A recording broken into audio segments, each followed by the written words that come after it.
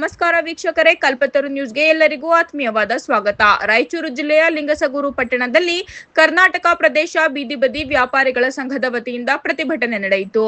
ಪಟ್ಟಣದ ಮುಖ್ಯ ರಸ್ತೆಗಳಲ್ಲಿರುವ ಬೀದಿ ಬದಿ ವ್ಯಾಪಾರಿಗಳ ಅಂಗಡಿಗಳು ಪೌರಾಯುಕ್ತರು ಅಂಗಡಿಗಳನ್ನು ತೆರವುಗೊಳಿಸುತ್ತಿರುವುದನ್ನು ಖಂಡಿಸಿ ತೀವ್ರ ಆಕ್ರೋಶ ವ್ಯಕ್ತಪಡಿಸಿದರು. ಪ್ರತಿಭಟನಾಕಾರರು ಮಾತನಾಡಿ, ಹಲವಾರು ಜನ 15,000 ದಿಂದ 50,000 ರೂಪಾಯಿವರೆಗೆ ಸಾಲವನ್ನು ಪಡೆದು ಈ ಅಂಗಡಿಗಳನ್ನು ನಿರ್ಮಿಸಿದ್ದು, ಆ ಸಾಲಕ್ಕೆ ಕಂತು ಕಡ್ಡಾಯವಾಗಿದೆ. ಈಗ ಅಚಾನಕ್ಕಾಗಿ ಅಂಗಡಿಗಳನ್ನು ತೆರವುಗೊಳಿಸಿದರೆ ಆ ಕಂತನ್ನು ಕಟ್ಟೋರ್ಯಾರು ಹಾಗೂ ನಮ್ಮ ಜೀವನದ ಉಪಾಯವೇನು ಎಂದು ತಮ್ಮ ಅಳಲನ್ನು ತೋಡಿಕೊಂಡರು. ಸುಪ್ರೀಂ ಕೋರ್ಟ್ ಕೂಡ ಬೀದಿ ಬದಿ ವ್ಯಾಪಾರಿಗಳ ಜೀವನೋಪಾಯಕ್ಕೆ ಧಕ್ಕೆಯಾಗುವ ರೀತಿಯಲ್ಲಿ ತೆರವು ಕಾರ್ಯಾಚರಣೆ ನಡೆಸಬಾರದು ಎಂದು ಆದೇಶ ನೀಡಿದರೂ ಅಧಿಕಾರಿಗಳು ಅದನ್ನು ಲೆಕ್ಕಿಸದೆ ಕ್ರಮ ಕೈಗೊಳ್ಳುತ್ತಿರುವುದು ಖಂಡನೀಯ ಎಂದು ವ್ಯಾಪಾರಿಗಳು ಆರೋಪಿಸಿದರು.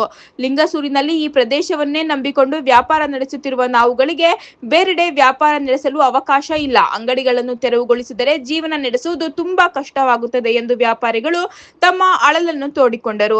ತಕ್ಷಣವೇ ತೆರವು ಕಾರ್ಯಾಚರಣೆ ನಿಲ್ಲಿಸಿ ಬೀದಿ ಬದಿ ವ್ಯಾಪಾರಿಗಳಿಗೆ ರಕ್ಷಣೆ ನೀಡಬೇಕೆಂದು ಪ್ರತಿಭಟನಾಕಾರರು ಆಗ್ರಹಿಸಿದರು. ವರದಿ ಹನುಮಂತ ಬಡಿಗೇರ್, ಲಿಂಗಸಗೂರು, ಕಲ್ಪತರು ನ್ಯೂಸ್. ಈ ವಿಷಯ ಗಂಭೀರವಾಗಿ ತೆಗೆದುಕೊಳ್ಬೇಕಾಗ್ತದಲ್ಲ. ಯಾಕಂದ್ರೆ ಇಲ್ಲಿ ಸಫರ್ ಆಗೋದು ಮಧ್ಯಮ ವರ್ಗದ ಜನ. ಮಧ್ಯಮ ವರ್ಗದ ಜನ ಅಂದ್ರೆ ನಮ್ಮಂತವ್ರು. ಈ ಪೂರ ಬಡವರು ಸಫರ್ ಆಗಲ್ಲ, ಪೂರ ಶ್ರೀಮಂತರು ಸಫರ್ ಆಗಲ್ಲ. ಇಲ್ಲಿ ಮಧ್ಯಮ ವರ್ಗದಲ್ಲಿ ನಾವೇನು ಮಾಡ್ತಾ ಇರೋದ, ಇಲ್ಲಿ ಸಫರ್ ಆಗಲ್ಲ ನಾವು ಮಧ್ಯಮ ವರ್ಗದ ಜನ ಮಾತ್ರ. ಇದನ್ನ ಆಡಳಿತಾಧಿಕಾರಿಗಳು ಎಚ್ಚೆತ್ಕೊಂಡು ಕೂಡಲೇ ಅವರಿಗೆ ಶಾಶ್ವತ ಪರಿಹಾರ ಒದಗಿಸ್ಕೊಳ್ಬೇಕು. ಶಾಶ್ವತವಾಗಿ ಉಪಜೀವನ ಮಾಡ್ಕೊಳ್ಳಿಕ್ಕೆ ಒಂದು ಅದೇನು ಲೂಟ್ ಬೇಡಕ್ಕೆ ಬಂದಿಲ್ಲ. ಯಾರು ಏನು ಲೂಟ್ ಬೇಡಕ್ಕೆ ಬಂದಿಲ್ಲ, ಇಂಥಲ್ಲಿ ಕನ್ಸನ್ ಕೊಡ್ರಂತ ಬಂದಿಲ್ಲ, ಯಾರು ಏನಿಲ್ಲ. ಇಲ್ಲೇನು ದುಡ್ಕೊಂಡು ತಿನ್ನೋಕೊಂಡು ದಾರಿ ಮಾಡಿಕೊಡ್ರಿ ಅಂತ ಕೇಳಿದ್ವಿ. ಈ ಸುಮಾರು 70% ನಿರುದ್ಯೋಗಿ ಯುವಕರು ಜಾಸ್ತಿ ಇದ್ದಾರೆ. ಹಾಗಾಗಿ ಇದಕ್ಕೆ ಸಂಪೂರ್ಣ ಕರ್ನಾಟಕ ರಾಜ್ಯ ರೈತ ಸಂಘ ಸಂಪೂರ್ಣ ಬೆಂಬಲ ಐತೆ ಅಂತೇಳಿ ಈ ಮೂಲಕ ಕೇಳಿ.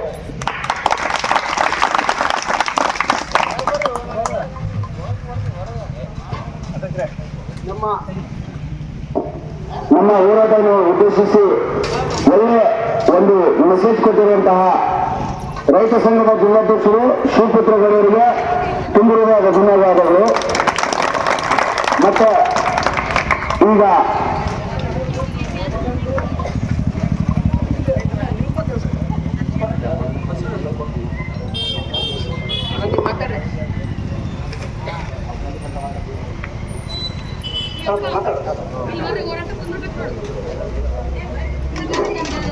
ನಮ್ಮ ನನಗೆ ಅಣ್ಣನಾದಂತಹ ನಾಗರಾಜ್ ಅಸ್ಕಾರ್ ಅವರು ಕೂಡ ಒಂದು ಮಾತನ್ನು ಮಾತಾಡಬೇಕಂತಂದು ವಿನಂತಿಸ್ಕೊಳ್ತೀನಿ.